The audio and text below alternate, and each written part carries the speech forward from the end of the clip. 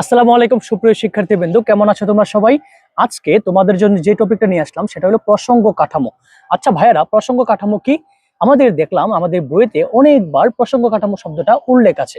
আচ্ছা তাহলে চলো আমরা জেনে ফেলি যে প্রসঙ্গ কাঠামো জিনিসটা অ্যাকচুয়ালি কি মিন করে। এখন প্রসঙ্গ কাঠামো বুঝতে হলে তোমাকে আমি যে উদাহরণটা দিব তোমরা সেটা একটু মনোযোগ দিয়ে দেখতে হবে। প্রথমত আমি বলি, দেখো এটা একটা মরুভূমি, অনেক বড় একটা মরুভূমি, এবং সেখানে তুমি দাঁড়িয়ে আছো এবং তোমার একটা বন্ধু সে মরুভূমি থেকে অনেকটা দূরে দাঁড়িয়ে আছে। এটা ধরো তোমার সেই বন্ধু, এটা তুমি এবং এটা তোমার সেই বন্ধু। আচ্ছা, এখন ধরো এই মরুভূমিতে শুধুমাত্র তুমি আছো, কিন্তু আর কোনো কিছু নেই। এখন তোমার বন্ধু তোমার কাছে ফোন দিয়ে জানতে চাইলো, আচ্ছা ধরো তোমাদের কাছে একটা মোবাইল ফোন আছে, একটি মোবাইল আছে যেটার মধ্যে শুধুমাত্র কল করা যায় আর কিছুই করা যায় না। আচ্ছা এখন বলো তো দেখি, তোমার বন্ধু তোমাকে যখন কল করবে তখন সে যদি তোমাকে জিজ্ঞাসা করে যে তুমি এখন কই আছো বন্ধু, and তুমি কি আনসার দেবে আমাকে বলো তো দেখি? তুমি কি বলতে পারবা যে আমি এক্স্যাক্টলি কোন জায়গায় আছি? না, সেটা কিন্তু তোমার পক্ষে বলা সম্ভব নয়। কারণ দেখো তোমার আশেপাশে কোনো কিছু আছে? তোমার আশেপাশে অনেক কিলোমিটার পর্যন্ত কি শুধুমাত্র বালি আর বালি, আর কিছুই নেই। এখন সে কি তোমাকে দেখতে পারবে? সে কি তোমাকে খুঁজে পাবে সহজে?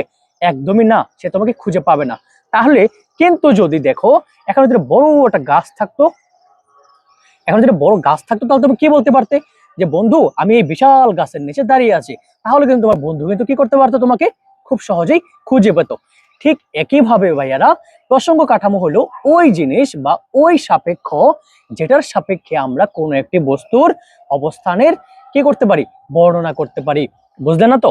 দেখো তুমি কিন্তু এই জায়গায় দাঁড়িয়ে থাকার মাধ্যমে, এর যে উদাহরণটা আছে এই উদাহরণটার মাধ্যমে তুমি বলতে পারতেছো তাকে যে আমি এই জায়গাটায় আছি, এবং সে কিন্তু তোমাকে খুঁজে পাবে খুব সহজে, তাই না?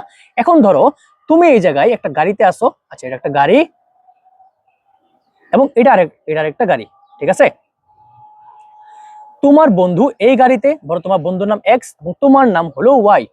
এখন তোমার বন্ধু যদি এই গাড়িতে থাকে, তুমি যদি এই গাড়িতে থাকো, এবং তোমার বন্ধু এবং তোমার গাড়ি দুটো কি আছে? স্থির অবস্থায় আছে। এবং তুমি তোমার বন্ধুকে ফোন করলা যে বন্ধু তুমি এখন কই আছো। এখন তার পাশেও যদি কোনো কিছু না থাকে, সে কি বলতে পারবে সে এক্স্যাক্টলি কই আছে? না।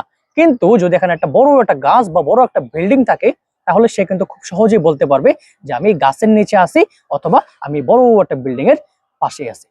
বুঝতে পারছি ভাইরা? তাহলে এই জিনিসটাই হলো প্রসঙ্গ কাঠামো। যেই কাঠামোর সাপেক্ষে আমরা কোনো একটা বস্তুর গতির বর্ণনা করতে পারি, সেটাকে আমরা কি বলি? প্রসঙ্গ কাঠামো বলি, যেটার ইংরেজি নাম হলো রেফারেন্স ফ্রেম। আশা করছি তোমরা সবাই জিনিসটা বুঝতে পারছো। দেখা হচ্ছে পরবর্তী ভিডিওতে অনেক ইন্টারেস্টিং একটা টপিক নিয়ে। ঠিক আছে ভাইরা, ভালো থাকো, সুস্থ থাকো, দেখা হচ্ছে পরবর্তী ভিডিওতে। আসসালামু আলাইকুম।